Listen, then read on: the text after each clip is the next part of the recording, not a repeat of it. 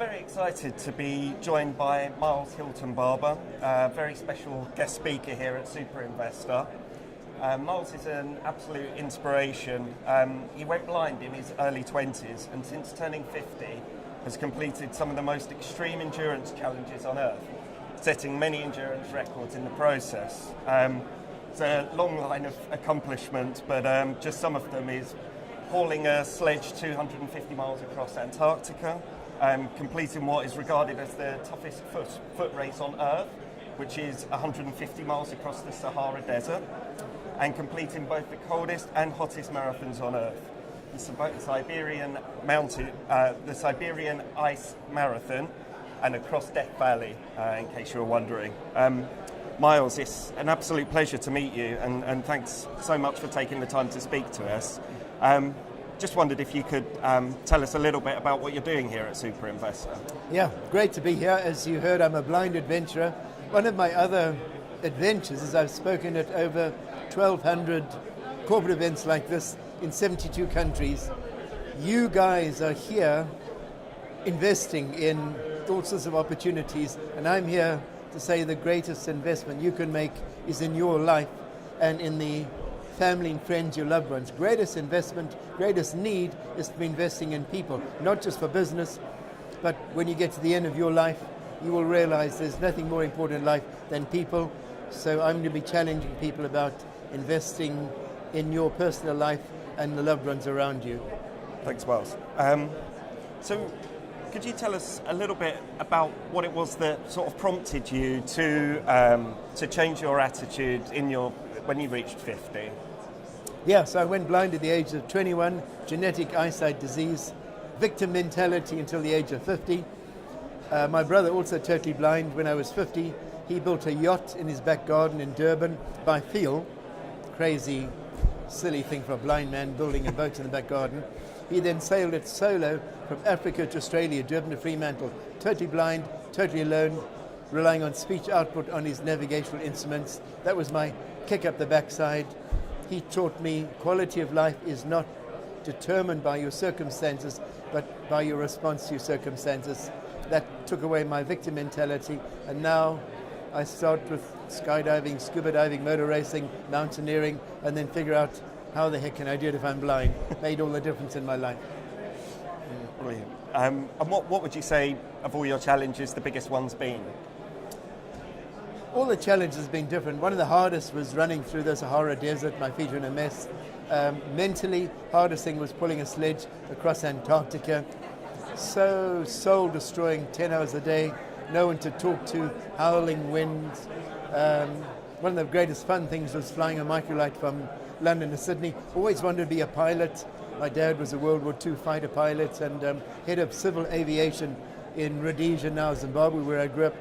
So my love was to fly, and in the end I got to fly more than halfway around the world with me doing the flying and navigating, speech output on my navigational flight instruments. I had a sighted co-pilot with me, nearly died a few times, but it was great fun, so I loved it, yeah. Brilliant. And apart from the immediate challenge of addressing the super investor crowd, is there anything lined up for you? What's your next big undertaking? Well, hopefully a week on Sunday I'm meant to be running the Ho Chi Minh Marathon in Vietnam. Got a damaged foot, so I don't know how it'll go, but my two biggest goals, long-term goals, are trying to succeed as a father and as a husband. My two biggest goals. Been married for 41 years, probably 20 times more in love with my wife now than when we got married. Most amazing wife anyone could have. She's never stopped me doing anything except running with the bulls in Pamplona. She wouldn't let me do that. I also love to row the Atlantic. There's a race every 2 years, but that's a long time away from the family, so we'll see. But life is all about today, and one of my concerns about all these people around as I'm speaking are so many of these high-powered people are all like you're on a train going from Derby to London and you're not stopping. You know, we've only got one life, and the danger is to just see life as a journey instead of life's all about the journey, not the destination. And I'm trying to get across to these amazing business people from around the world. Beware of chasing the future and not realizing that life's all about today. This me now speaking to you. This will never happen again. This is life, and I'm all about making relationships and memories now and not just living for the future or living in the past. Life's about today, and life begins at the edge of your comfort zone, so give it a go or you'll never know. Beware of chasing the bank balance. Something more important than your bank balance is your life-work balance.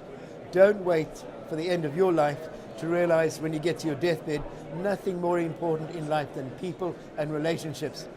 I've sat with people on their deathbed, they don't talk about money or possessions or achievements, they talk about family, friends, loved ones. If you were to die tomorrow, run over by a bus, before your funeral, your HR department, if they're any good, will have your job up on the internet replacing you. That's how important you are. Think about the people who will be at your funeral, your family and friends. They're the most important people. Don't neglect them, and love yourself. So many people I meet, business people, they're too busy for themselves. When you're short of time, you steal time from yourself. It's your life. Love yourself. Get the balance back. You'll be a more important, more effective leader when you live an inspiring personal life as well as your business life. It's your choice. The only limits in your life are the ones that you accept yourself. Care about yourself. Care about your loved ones. Get out there. It's a lovely world. Enjoy what you're doing. Do all you can. But remember, and by the way, if you've got children under the age of 12, 80% of all the time you'll ever have with your children is before they reach the age of 12. All they care about, those little kids, they don't care about your job, how much money you make, what fancy car you drive. Toddlers, 2, 3, 4 years old, all they want is time with mummy, time with daddy. Care about them, care about the real meaning of life. People, relationships. You, get out there, love your life. It's the only one you got. Thank you. Miles, brilliant words, and couldn't agree more. That's brilliant. Thank you very much.